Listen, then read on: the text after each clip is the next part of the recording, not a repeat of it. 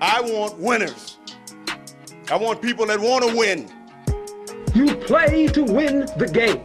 You don't play to just play it. You got to put your money where your mouth is, Pete. It's not gambling advice.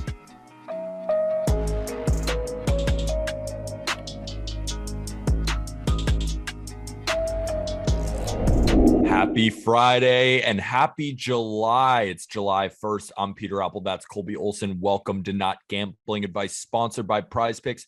Use code JustBaseball for a full deposit match on Prize Picks. We do spaces every single day. So thank you to Prize Picks. Colby, what's going on? We are doing AL Cy Young, NL Cy Young, AL MVP, and NL MVP. I filled out my ballot, and then I looked at the odds to try and find the best value. That's what you did as well. You're going to be handling the American League. I'm going to be handling the National League. Before wasting anyone's time, I mean, I could ask you how you're doing, but I know you're doing amazing because we're about to talk some baseball. Let's get straight into the American League. What's going on? The American League MVP race is one of the best MVP races I've seen in a long, long time. And I don't think the same can really be said about the National League. Going through, I made my own National League MVP ballot as well, but the American League was, not only tough to decide up top between the 1, 2, and 3 guys, it was tough to, who's this 5th guy at the back end of this list that really is deserving of making it. But, I thought about it for a long time. To me, there's a top 2 here, and I think it's pretty clear. Aaron Judge and Shohei Ohtani are neck and neck for me right now in terms of winning the AL MVP. And currently, I think it's really tough. Not only, you could say at the end of the season might be a different story. Right now, I think it's even tough. And a lot of people out there, and even the odds makers, are saying it's Aaron Judge, right? Aaron Judge right now, minus 130 to win the American League MVP right now. He's leading the best team in baseball. The Yankees are clearly the best team in baseball right now. And he's also leading the league in home runs. He has a really, really good WRC plus, 174 WRC plus. He's playing good center field defense wherever he plays. If it's right field, he's playing good there. It does not matter. But to me, Peter, Shohei Ohtani is still the American League MVP. And I know that might be crazy because of how good the Yankees have been and the Angels have not been good, right? The thing about it, though, is you kind of have to, step aside and put aside the record a little bit from it, because Shohei Ohtani can go 4 for 4, pitch 6 innings, shutout, and strike out 10 guys. And Mike Trout can also hit 2 home runs in that game, and they'll lose 13-4. Like, it literally happened last night or 2 nights ago, whatever it was, right? But Shohei Ohtani right now has 3.8 baseball reference WAR, 4.0 F WAR. That's, up towards the top right there with all the leaders. He's only really right now starting to heat up at the plate. He has a 140 WRC plus. His xWOB was over 400. So I have to believe that soon here, he's going to start getting it really, really going at the plate. And what he's doing on the pitching side is crazy. 2.68 ERA and 74 innings pitched.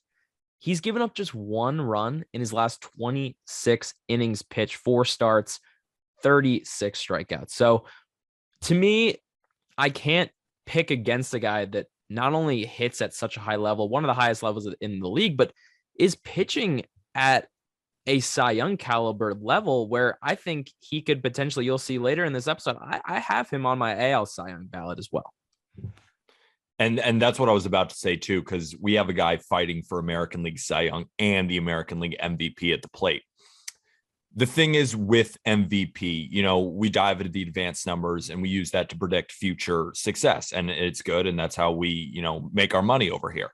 But the thing is with MVP races, it has a lot to do with narrative, and it has a lot to do with how many home runs you hit. What's the batting average? And, I guess WAR still is definitely matters too, in which Shohei is going to lead in, but also what it has to do with the Yankees being the best team in baseball. And it's really not close. And then the Angels look like they're not even the second best team in their division, with the Rangers right there too. So I would lean Aaron Judge right now. But to your point, Shohei Ohtani it's neck and neck. You really could choose any of them. Yeah. And I'm sure people are listening to this and saying, what about Yordan Alvarez? What about Mike Trout? Both of them, you could argue, have been better offensively than Aaron Judge. But we have to take narrative into effect. And Aaron Judge has been playing a lot of center field. His defense also has to be highly valued. Jordan doesn't really play any defense. And I know if we're looking at, outs above average or defensive runs saved over 1250 or something like that, so we can shorten it, the numbers might look a little bit better for Jordan. But we all know that Jordan is not the defender. He's a DH at heart. And Mike Trout, he's dealing with the same thing on the Angels. While he's been great offensively and defensively, he's still on the Angels. So Aaron Judge is my front runner, but Shohei Ohtani is right there. But it's funny when we look at offense, just straight offensive stats, you can make the argument that Aaron Judge has been a top 3, top 4 hitter in the American League, not the overall best hitter. And then just rounding out my American League ballot, got to shout out Jose Ramirez. I mean, Jose Ramirez is dragging the Guardians.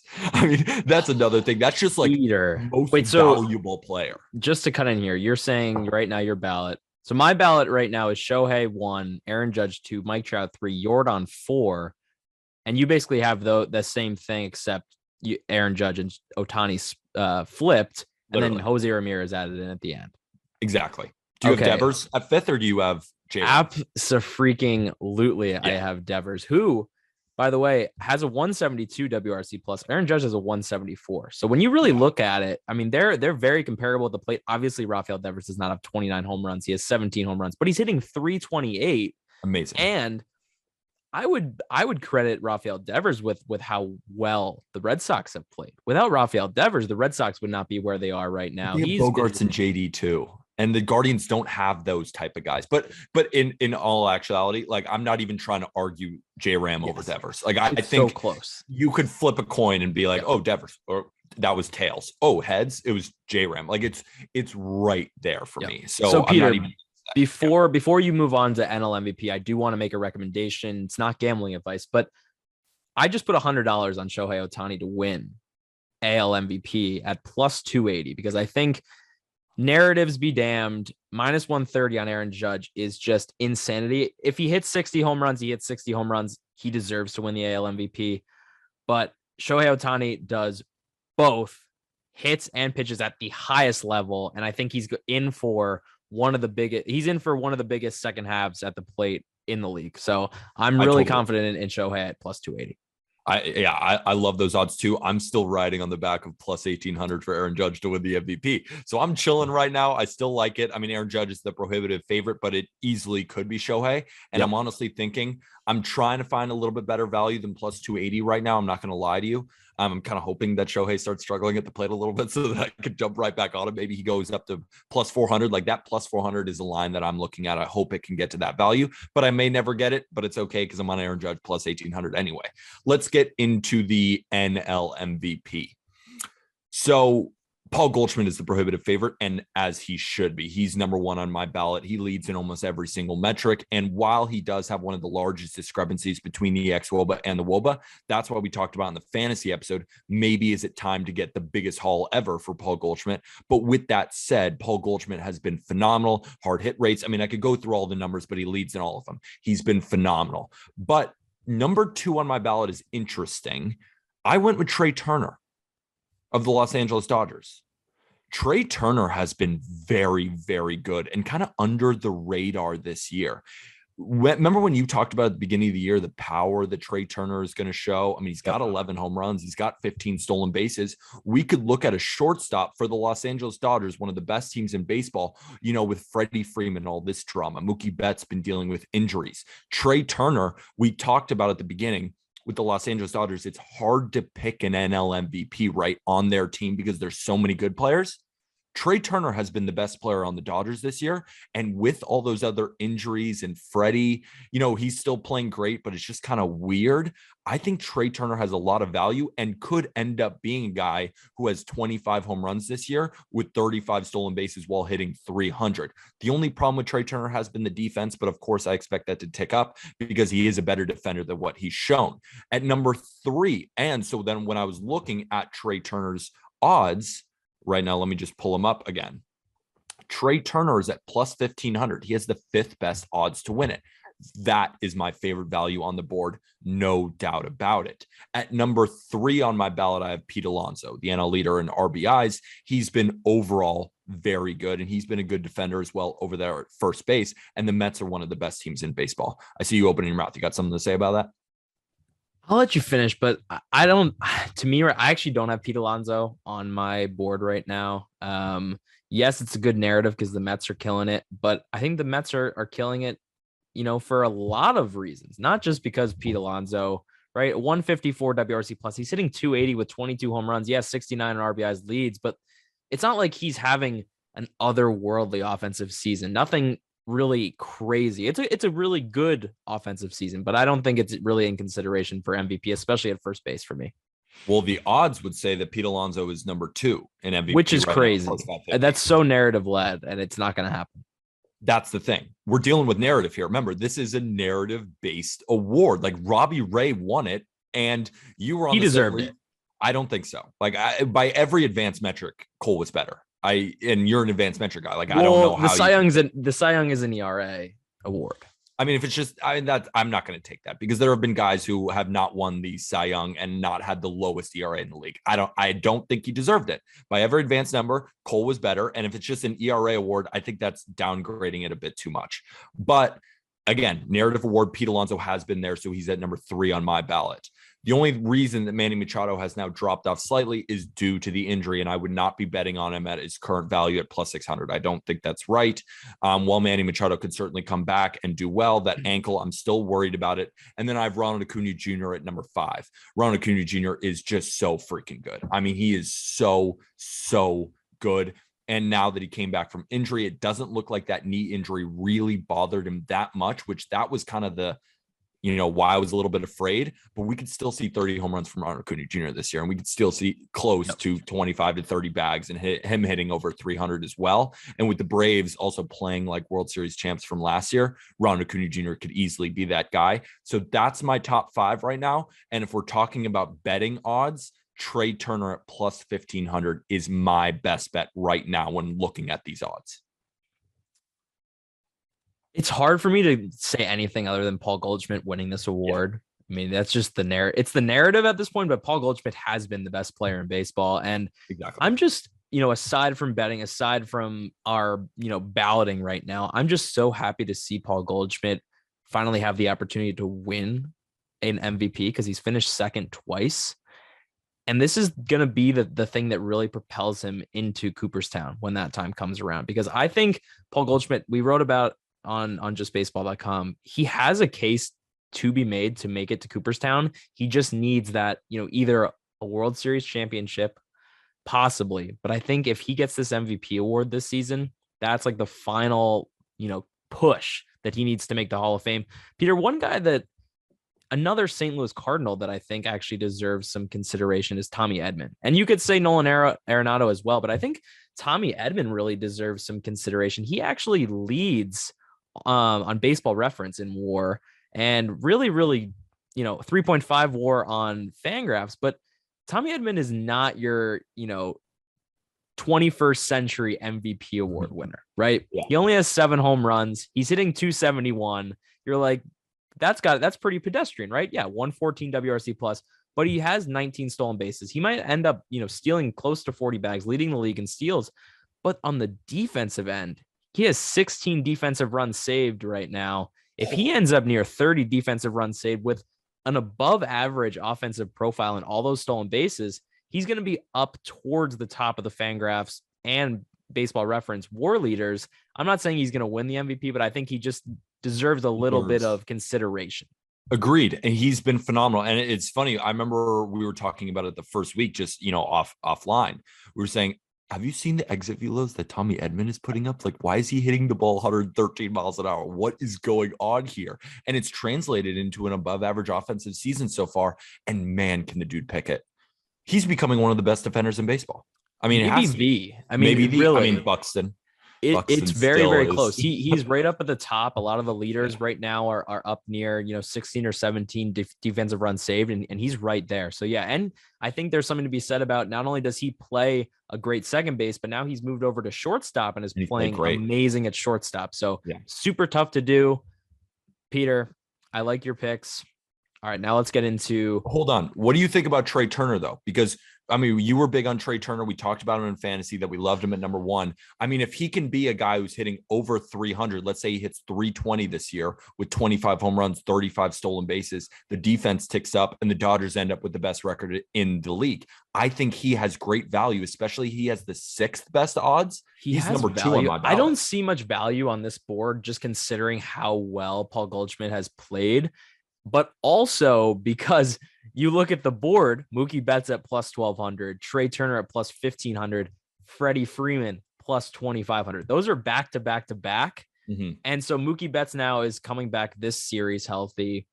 Just all 3 of those guys make this like 3-headed monster that's hard to pick between. It's like, who's actually the superstar here? And if one guy is really not playing enough above the rest, it really gets complicated. The thing is, I think Trey Turner's playing above the rest, especially when you consider the injuries, and Freddie Freeman has played great, but, first base, kind of similar to Pete Alonso. I mean, you have to be so offensively gifted. That's why I lean Trey Turner, especially at that value. That's the important part. Because, for example, Mookie Betts at plus 1,200, who's dealt with injuries, who I don't think has played all around better than Trey Turner has this year, but he has better odds. Doesn't make much sense to me. It's complicated. I think, yeah, you're right. I think Mookie Betts. It's like a relationship. I think Mookie Betts does carry more name value, and it's the narrative always. That's what it is, right? Yeah. So we'll AL Cy Young. Before we get into AL Cy Young, let's again talk about Prize Picks. If you use code JustBaseball, you get a full deposit match on Prize Picks every single day around 2:30 p.m. Eastern on my Twitter, which is in our episode link description. You can join, and what we do is we bring the baseball community together and we build the ultimate Prize Picks. I bring my best, Colby brings his best, and we welcome on people across the baseball world to bring their best Prize Picks lineup. And the great part about Prize Picks is that you do parlay them, but if on a regular, like a FanDuel or any other book, I just mentioned FanDuel because they do a lot of their player prop builders, you go 5 of 5, you win. You go 4 of 5, you lose. Not on Prize Picks. You go 5 of 5, you 10x. If you go 4 of 5, you 2x. And even if you go 3 of 5, they'll still give you some of your money back. It is the best 2 parlay props. And if you use code JustBaseball, you get a full deposit match anyway. Might as well use some free money to play along with us. So that's Prize Picks, sponsored, not gambling advice. Let's move on to the American League Cy Young. Colby, what's your ballot? The American League Cy Young is, again, It's really fun at the top. I think it does have a drop off. Unlike the NL Cy Young, the NL Cy Young really runs 10 deep. Like, I really brought up 10 pitchers on my NL ballot that I could have picked to fit in those 4 and 5 spots, right? AL Cy Young is a little bit different, but at the top, it's so close. And that's evident by Shane McClanahan and Justin Verlander right now. Both have the same odds to win the AL Cy Young at plus 270. Behind them, Alek Manoah at plus 700, Garrett Cole at plus 900, Shohei Ohtani at plus 1100. And that's kind of how my ballot shook out, Peter, because right now my ballot is Shane McClanahan at 1, Justin Verlander at 2, Garrett Cole at number 3. I still have so much faith in that man to finish really strong here. And he's pitched really well this season, really well, despite just having these little blow up outings, right? He gave up 7 earned runs a few outings ago. He gave up 5 earned runs when I was in the building. And I told you even in that start, I said, this is just kind of unlucky. He gave up 7 earned run to Minnesota. In 3 starts since that Minnesota blow up, Peter, he went 6 innings, 7 Ks, no earned against Tampa Bay. Then he got Tampa Bay again, 12 Ks over 7 1/3, 1 earned. And then against Houston, one of the best offenses in baseball, he went 7 innings, 1 earned run, 8 Ks. So he is just hitting his stride right now. If he can avoid if he can avoid blowups from here on out, I see no reason why he couldn't really challenge Verlander and McClanahan. But let's get to McClanahan real quick, because the second-year guy, it just looks completely unhittable right now, and I don't see how you don't give this award to him, right? 1.77 ERA right now leads baseball, a 2.33 xERA, 2.56 FIP.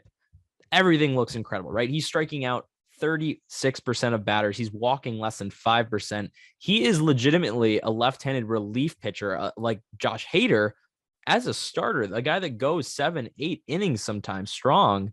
So to me, he's the AL Cy Young right now, but it's hard to discount what Verlander's doing. He's the clear second for me, 2.03 ERA. You know, the K numbers aren't as sexy, but he's leading a really good Houston team and does have a little bit more of the narrative behind him because Houston is the better ball club and the Rays have been scuffling. So that's why I'm confused, Colby. You said Robbie Ray ERA award, but yet Alek Manoah is not above Garrett Cole. So do you believe what you believe or do you not? So for me, it was a little bit of a mix of I think Garrett Cole will finish third in this race or even second end of season. And that's kind of why I put him third right now. Cause it's, you know, there's different ways to frame this, right? But yes, it's Alek Manoah has been very, very good. And now Alek Manoah has a 2.09 ERA. He's 9-2. He's got a whip. He is that number 3 for me. So he's right behind Verlander and he's right behind McClanahan. Yep. And then I have Garrett Cole at number 4. And then rounding it out, I have Dylan Cease, who also has an ERA in like the 2.6s. And, you know, Dylan Cease was one of my favorites to win it at the beginning of the year. I love Dylan Cease. Like the only thing that Dylan Cease needs to worry about is the walks because he's walking over 3 guys per 9 innings and the walk rate is still not good. But as we continue to see throughout the season, it's getting better and better. And he just has disgusting stuff. I mean, he's 98. His slider is crazy. His curveball is crazy. He has incredible stuff. He almost seems like a reliever, kind of like McClanahan. Oh, he legitimately is a reliever out of the pen because of the walks, right? He kind of defies what pitching is in 2022 because he does walk a lot of guys, but he strikes everyone out and doesn't give up hard contact. It's just the way it is. But Peter, should we go on to NL Cy Young? I think we can go into NL Cy Young, but I think what we came from this is that Garrett Cole did deserve the AL Cy Young last year, and you're biting your tongue on that one. I think we figured that out, didn't we? No, I picked him to win this year, though, and I will be riding my guy to the death. I have him at plus 1,200 to win this year. So I think you need to decide whether it is a DRA award or not. You have to decide. Do you believe that or not? It is. So Alek Manoah is ahead. Well, it's a mix. Like it's not just pure ERA, right? Because you need to have innings pitched. So that's why I'm gonna lay you up here. Sandy Alcantara. Holy God. I mean, he's number 1. He's number 1, and it's not close. It's not. Yeah, I was like, it's somewhat close, but not really. If you go on Baseball Reference, can I break it down for a second? Can I break this man down for a second? Yes. He has thrown 114 innings. Nobody else is at 100. He is the man with the plan. There was this great Jack and Arm talked about on the Just Baseball show. There was this meeting at the mound between Don Mattingly and Sandy Alcantara. And, you know, we're getting the later innings and he's facing Edmundo Sosa, right? And he basically puts his glove over his mouth and he says, I'm not getting out of this game. Don Mattingly. He went 9 strong, gave up 7 hits, 2 earned runs, did not matter. Sandy Alcantara is a horse of all horses and should be the prohibitive leader for the NL Cy Young. At number 2, I have Joe Musgrove. I still think Joe Musgrove has done plenty enough. If we're talking about ERA, we're talking about strikeouts, we're talking about a lack of walks. He does everything. We're talking about a win-loss record. We're talking about a narrative-based award with the Padres being a very good team too, even without. And what also helps the Joe Musgrove narrative is now that Manny Machado is injured. There's been no Fernando Tatis Jr. Also, a lot of other arms in the San Diego rotation have been a bit inconsistent. Blake Snell, Yu Darvish, Mike Clevenger has been great, but, you know, just hasn't thrown as many innings to qualify. So Joe Musgrove has to be the prohibitive too, even though Corbin Burns' odds are the second best. He finishes 3rd for me. And then rounding out the rest of my ballot, I have Max Fried of the Atlanta Braves. And then I have Tony Gonsolin, who I still think deserves to be in the top 5 right now. Would I bet on Tony Gonsolin? Because his odds are pretty good at plus 2,000. He's not in the top 5 of odds. Although I have Tony Gonsolin in my ballot right now, because deservedly so, he should be in my ballot.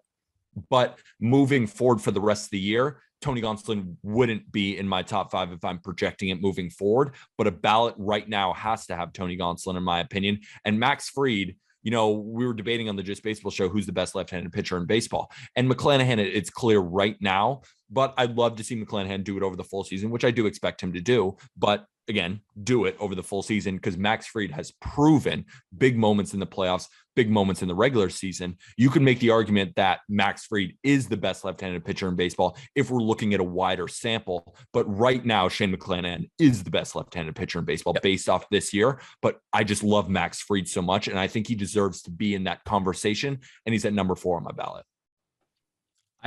So my ballot running down the list, 1, Sandy. I mean, it's not even close, right?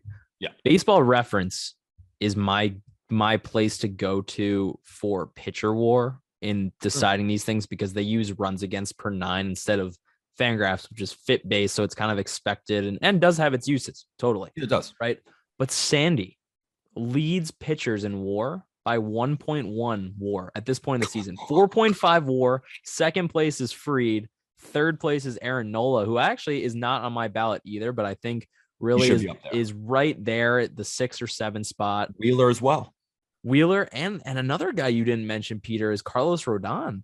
Yes. 2.62 ERA. Like I said, I mean, this NL Cy Young race is so unbelievably stacked because a bunch of these guys have 2.5 ERAs, right? Corbin Burns is second on my list. Then I have Musgrove, and I think those two are like just neck and neck right now. Did you know that Corbin Burns has a lower ERA than he did last season? Right? I believe that's the case. Yep. 2.41 ERA this season, 2.43 ERA last season.